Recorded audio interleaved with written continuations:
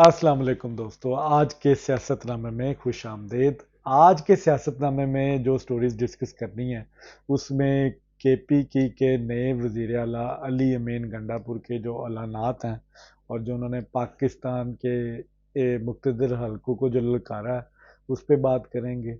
फिर थोड़ी सी बात करेंगे कौमी असम्बली के ऊपर कि कौमी असम्बली में जो सियासत हो रही है इस वक्त, मियाँ नवाज शरीफ साहब की मौलाना फजल रहमान से मुलाकात और पीटीआई की जो मुलाकातें हो रही हैं मौलाना फजल रहमान से, उस पर बातचीत करेंगे। तो पीटीआई के इंट्रा इलेक्शन पे भी बात करेंगे थोड़ी सी, और फिर उसके बाद इस्लामाबाद हाई कोर्ट से सहूलतकारी हो रही है उस पर थोड़ी सी बात करेंगे, और फिर इमरान रियाज पे बात करेंगे और असद तूत पे। ये इमरान रियाज को तो फाइनली पीटीआई ने तस्लीम कर लिया है, और असद तूत पे भी थोड़ी सी बात करेंगे। सबसे पहले आते हैं केपी की के नए वज़ीर आला अली अमीन गंडापुर, जिनकी प्रोफाइल है कि वो पाकिस्तान के मुखालफ, पाकिस्तान की फौजी तनसीबात के हमलों में हिट लिस्ट में है। उनके ऊपर एफआईआर दर्ज है, वीडियो एविडेंस मौजूद है, और एक इश्ताल इश्ताल बंदा, एक एग्रेसिव बंदा, पाकिस्तान मुखालिफ बंदा केपीके का सीएम जो सा वो इलेक्ट हो गया, केपीके की असम्बली ने किया।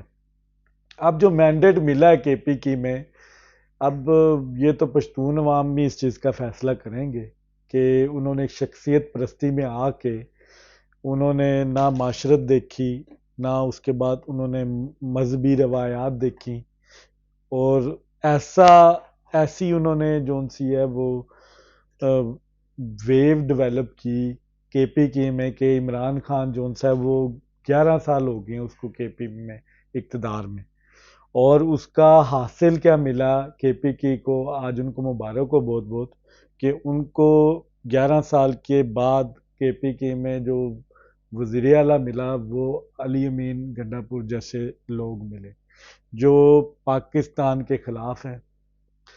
फौजी तनसीबात पर हमला करने वाला वो शख्स, उसने आज ऐलान किया है, उसने अपनी तकरीर में 1 हफ्ते का टाइम दिया उसने पाकिस्तान को कि आपके पास 1 हफ्ते का टाइम है, जितनी एफआईआर है वो ख़त्म करें। अब देखते हैं कि पाकिस्तान के जो मुक़्तदर हलके हैं ये उनके ऊपर जो उन्होंने जनाटेदार थप्पड़ रसीद किया है इसका जवाब क्या देते। जवाब तो रियासत को बहुत पहले देना चाहिए था, क्योंकि 9 मई के मुल्जमान आज भी दनदनाते फिर रहे हैं, असम्बलियों में हैं, राहदारी बेल्स में हैं। जब तक आप इनको कानून के कटेरे में खड़े नहीं करेंगे तब तक ये पाकिस्तान अब आगे नहीं बढ़ सकता। अब यहाँ पे मुझे जो एज ए पॉलिटिकल स्टूडेंट मुझे जो अब डर रहा है, अब मुझे डर रहा है इस सूबे में गवर्नर राज का।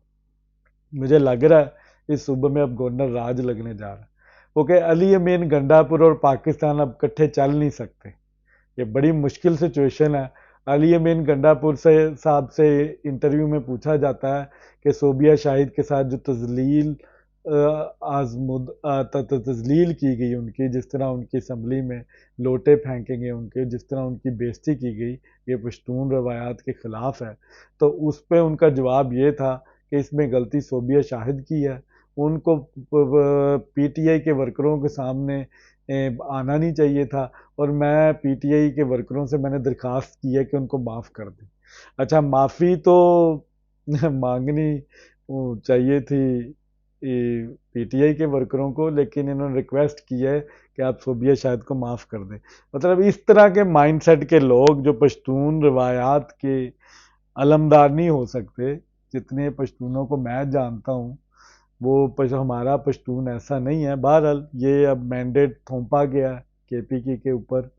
मौलाना फजल रहमान को लेवल प्ले फील्ड नहीं दी गई, जिसके वो आज भी उनके तहफ़्फ़ुज़ात हैं, एएनपी को हराया गया वहाँ पे, और एक खुला मैंडेट दिया गया केपीके को, और उसका समर हमें मिला अली अमीन गंडापुर। अब देखते हैं कि रियासत और अली अमीन गंडापुर किस तरह इकट्ठे चलते हैं, ये तो अब आने वाला वक्त ही बताएगा। लेकिन मेरी गट्स फीलिंग ये है कि पाकिस्तान और अली अमीन गंडापुर इकट्ठे चल नहीं सकते। अली अमीन गंडापुर के ऊपर जो इल्ज़ामात हैं रियासत के ऊपर हमला करने की, फौजी तनसीबात पर हमला करने की, और उन्होंने बाकायदा प्लानिंग की, और अभी उस चीज़ का फैसला होना बाकी है। तो अली अमीन गंडापुर साहब اب یہ دیکھتے ہیں کہ یہ جو اگریشن ہے یہ کہاں پہ جا کے ختم ہوتی ہے، یہ تو اب آنے والا وقت ہی بتائے گا۔ اب آتے ہیں قومی اسمبلی میں۔ قومی اسمبلی میں سنی اتحاد کونسل اور پی ایم ایل این کے کینڈیڈیٹ جو ان سے ہیں، اسپیکر کا ان کا مقابلہ ہوتا ہے۔ پی ایم ایل این کا کینڈیڈیٹ 199 ووٹ سے سردار ریاض صادق صاحب جیت جاتے ہیں۔ اب یہاں پہ جو عامی ڈوگر سنی اتحاد کونسل کے ہیں ان کو 99 ووٹ پڑتے ہیں۔ اب فیکچول بات کی جائے تو سنی اتحاد کونسل جو ان سی ہے وہ لاس ہو گئی ہے اس الیکشن میں، لیکن ایک تو وہ اس اسمبلی کا حصہ بھی ہیں، انہوں نے اوتھ بھی لیا، ساتھ میں وہ یہ بھی کہہ رہے ہیں کہ وہ ہم اس جعلی اسمبلی کو نہیں مانتے، پارلیمنٹ لاجز بھی لے لی ہیں، پھر اس کے بعد یہ گورنمنٹ کی تنخواہیں بھی لیں گے، سفر بھی کریں گے، پاسپورٹ بھی لیں گے، پھر انہیں ملک دورے بھی کریں گے، ٹھیک ہے، پھر کسی پارلیمان کے سیکٹری کو کوئی سیکٹری بھی بنے گا، جو کمیٹیز بنتی ہیں اس کی بھی مراعات لیں گے، دفتر بھی لیں گے۔ اب یہ وہی سچویشن ہے جو 2013-14 میں جب عمران خان صاحب نے دھرنے دیے تھے، جعلی اسمبلی کے نعرے لگائے تھے اور جا کے انہی اسمبلیوں میں جا کے بیٹھے تھے، مراعات بھی لیتے رہے۔ اب یہی سچویشن دوبارہ آ رہی ہے، گالیاں بھی نکالیں گے اس اسمبلی میں، بیٹھنا بھی ہے، ماننا بھی نہیں ہے، ٹھیک ہے، الیکشن پروسیس میں بھی انہوں نے حصہ لینا ہے، سب کچھ کرنا ہے، لیکن اس کے بعد اسی اسمبلی کو گالیاں بھی نکالنی ہیں۔ اب یہ پی ٹی آئی کا وتیرہ رہا ہے جو سنی اتحاد کونسل کی شکل میں اب یہ چلتا رہے گا، لیٹ سی کہ یہ کتنی دیر تک کنٹینیوٹی رہتی ہے۔ پھر جو جس طرح عمران خان صاحب یو ٹرن سیاست میں لیتے آ رہے ہیں، ایک بہت بڑا بریک تھرو ہے مولانا فضل الرحمان صاحب کے حوالے سے۔ مولانا فضل الرحمان صاحب کو عمران خان نے کیسے کیسے القابات سے نوازا، اب مجھے شرم آتی ہے وہ الفاظ کہتے ہوئے، لیکن کیونکہ اب یہ میڈیا پہ بھی صدے ہر ایک کی زبان پہ ہیں کہ ان کو مولانا ڈیزل صاحب کہتے رہے، ان کو ورک پر ڈیزل پرمٹ کے جو ان سے وہ تانے دیے گئے اور مقناطیس کا مشابت دی جاتی تھی کہ یہ مقناطیس کی طرح اقتدار کے ساتھ چمٹتے ہیں۔ اب پی ٹی آئی کی قربتیں بڑی بڑھ رہی ہیں، بار بار مولانا فضل الرحمان صاحب کے پاس جا رہے ہیں اور ان کے معترف ہیں بڑے، اور ان سے جو ان سی ہے وہ بات چیت چل رہی ہے، کیونکہ مولانا فضل الرحمان کی یہ تحفظات ہیں اس الیکشن پہ، اور وہ انہوں نے متعدد دفعہ کہا ہے کہ وہ پروٹیسٹ کریں گے۔ اب لیٹ سی کہ پی ٹی آئی اور مولانا فضل الرحمان صاحب کی کتنی قربتیں بڑھتی ہیں، یہ دونوں ایک دوسرے کے دست و گریبان تھے۔ مولانا فضل الرحمان صاحب یہودی ایجنٹ کہہ چکے ہیں عمران خان صاحب کو، اور یہ روز اول سے یہ بات واضح ہے ان کی طرف سے کہ عمران خان ایک یہودی ایجنٹ ہے، بیرونی ایجنڈے پہ ہے۔ اب لیٹ سی کہ مولانا فضل الرحمان اور پی ٹی آئی میں کیا طے پاتا ہے۔ فی الحال ان کی محبتیں بڑھ رہی ہیں، ملاقاتیں ہو رہی ہیں، میاں صاحب کی بھی آج مولانا فضل الرحمان سے ملاقات ہوئی ہے، وچ از ویری پازیٹیو۔ مجھے لگ رہا ہے کہ مولانا فضل الرحمان صاحب جب گورنمنٹ میں شامل ہوں گے، اور پی ایم ایل این کی یہ خواہش ہے کہ وہ اس گورنمنٹ کا حصہ بنے، اور اس الیکشن پروسیس کے سلسلے میں جو مینڈیٹ آیا ہے اسے پاکستان کو جو ہے اس کو آگے لے کے جائیں، پاکستان کے جو مسائل ہیں وہ سب مل کر حل کرنے کی کوشش کریں۔ اب آتے ہیں اگلی خبر پہ۔ اسلام آباد ہائی کورٹ کی سہولت کاری ہو رہی ہے۔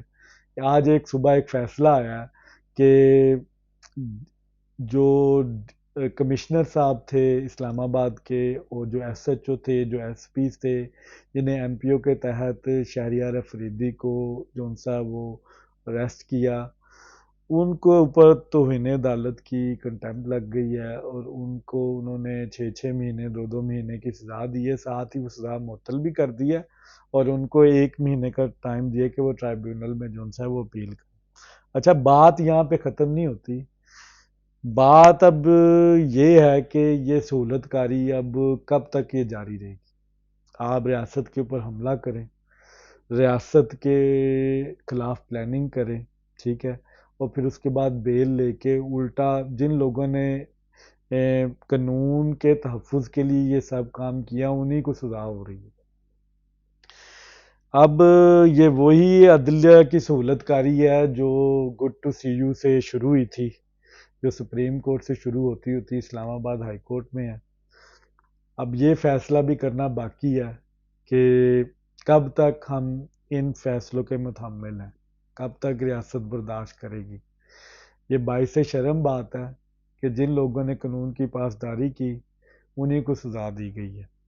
اگر تو قانون پر عمل کرنا کنٹیمپٹ آف کورٹ ہے تو پھر تو کافی پاکستان میں جو اپنے حکم کی ادائیگی کر رہے ہیں کتنے سرکاری افسر، ان کو بھی پھر یہ سزا ہونی چاہیے۔ بہرحال شہریار افریدی صاحب بھی ان مجاہدین میں شامل ہیں جنہوں نے پاکستان کے اوپر حملہ کیا، جے ایچ کیو پہ حملہ کیا اور اعلان کیا اور ڈنکے کی چوٹ پہ کیا۔ اور شہریار افریدی وہ بندہ ہے جس نے 15 کلو ہیروئن رانا ثناء اللہ پہ ڈالی اور درود پڑھ کے کلمے پڑھ کے اس بندے نے جھوٹ بولے اور آج تک یہ مانتا نہیں ہے۔ اس کے پاس ثبوت بھی موجود ہے، ویڈیو بھی ہے، فوٹیج بھی ہے، لیکن اس نے دی کسی کو نہیں ہے۔ وہ اب روز قیامت والے دن نہیں دیں گے شہریار افریدی۔ بہرحال یہ مکافات عمل بھی ہے کہ شہریار افریدی صاحب نے جو کیا، جس طرح کا انصاف انہوں نے دیا پاکستان کے شہریوں کو، ان کے ساتھ بھی اسی طرح ہی اب ڈیل ہونا چاہیے۔ بہرحال اب یہ اسلام آباد ہائی کورٹ کی سہولت کاری جون سی ہے، لیٹ سی کتنے دیر چلتی ہے، یہ ایک باعث شرم بات ہے۔ اب آگے آتے ہیں جی صحافی عمران ریاض صاحب اور اسد طور کے اوپر۔ دونوں جون سے ہیں وہ اس وقت قانون کے سکنجے میں ہیں، دونوں کے اوپر ڈس انفارمیشن اور اب جو انہوں نے ایک ریاست مخالف مہم چلائی ہوئی تھی سوشل میڈیا پہ، ان کو وہ فیس کر رہے ہیں۔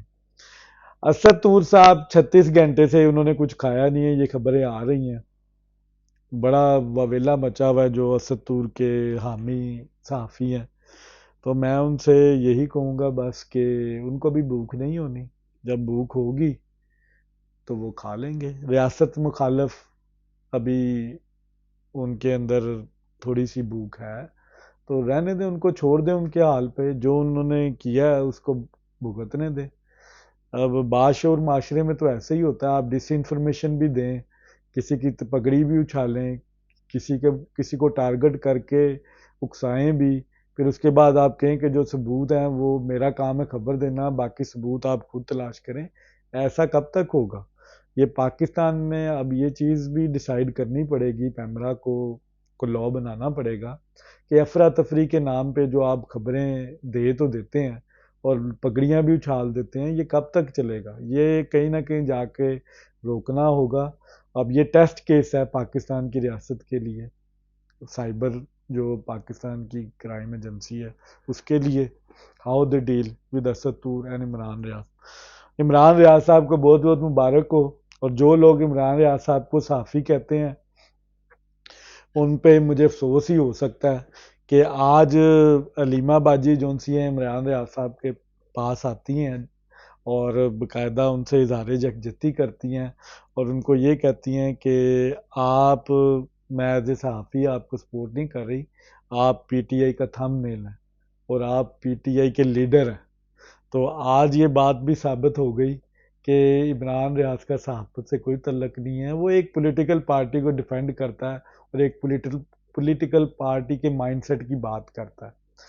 بہرحال عمران ریاض صاحب آپ کو مبارک ہو، آپ پی ٹی آئی کے نئے لیڈر جو ان سے ہیں وہ آج ڈیسائیڈ ہو گئے ہیں، آج سے آپ کے اوپر یہ مہر لگ گئی ہے کہ آپ پی ٹی آئی ہیں، آپ صحافت نہیں کرتے، آپ پی ٹی آئی کو ڈیفینڈ کرتے ہیں۔ اور جس طرح آپ نے ڈیفینڈ کیا، آپ نے بڑے اچھے طریقے سے پروپیگنڈا کیا پی ٹی آئی کے، آپ ان زومبیز میں سے شامل ہیں جنہوں نے ریاست کے خلاف جو ان سا مہم چلائی اور ریاست کو کمزور کرنے کی کوشش